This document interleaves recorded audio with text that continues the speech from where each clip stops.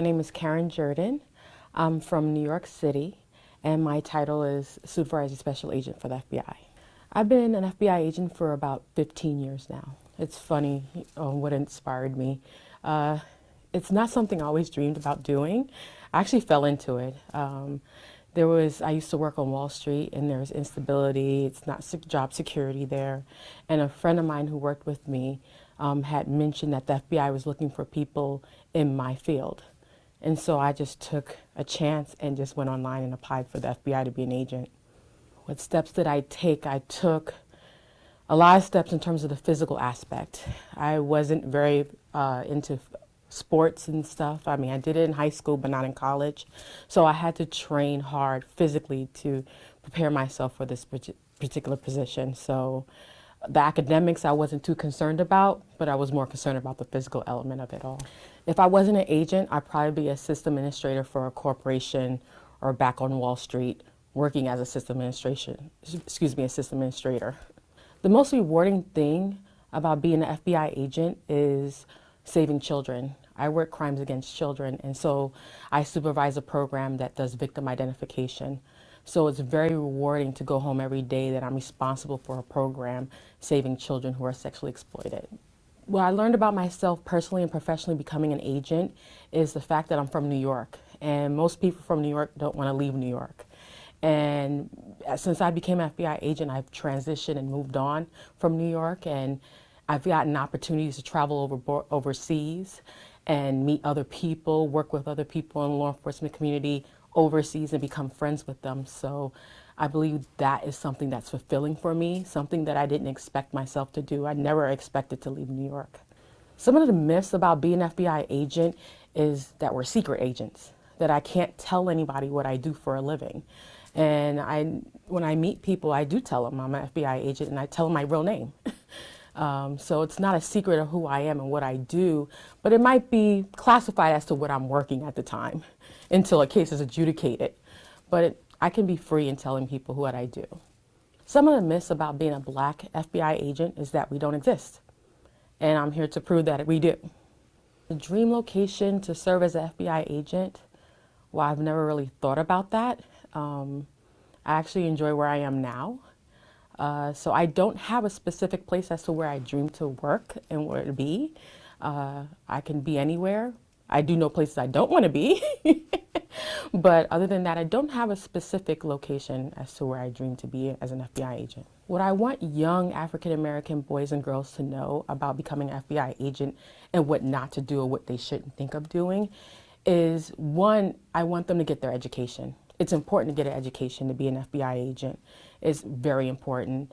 And to make the right path, to walk the right direction. Know that what the decisions that they make as a young person will impact them as an FBI agent. So they need to make the right decisions as they go on in life and make sure that they get the education that they need.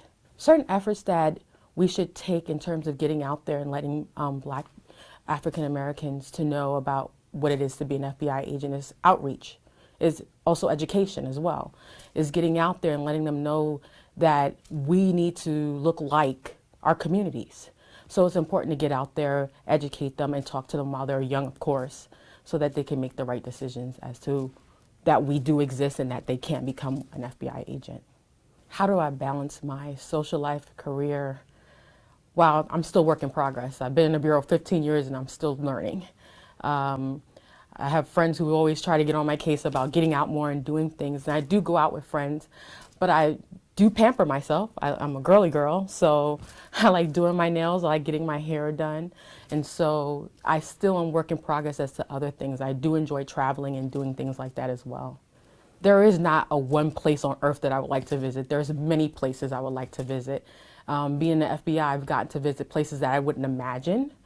But other places that I would love to visit is the United Kingdom or Italy or the West Indies. I've been there, but I haven't been to different other countries there. I've only been to one.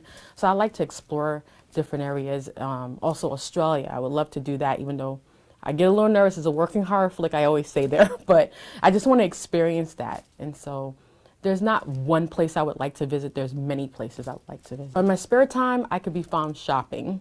That is just the worst thing I do. I mean, my friends get on me all the time about it. So I love shopping for clothes, for jewelry, for things for my home. So that's one of the things that you can find me doing is shopping. I can't remember the last book I've read, but I read magazines like People Magazine, Essence. Sometimes I read the paper or I go on the internet and read what's out there, what's going on in the world. But most of the time I'm reading a magazine to entertain myself. What's on my musical playlist is usually R&B.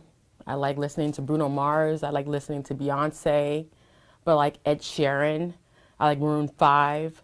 So I like a different array. I like pop music and R&B, so it's kind of mixed.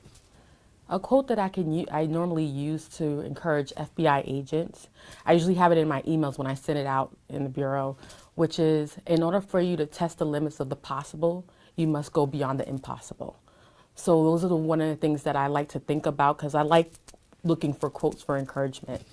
A quote that I encourage U.S. citizens to think about during these uncertain times is to stay vigilant, like to be aware of their surroundings, to take concern about what's important, which is their lives, their safety.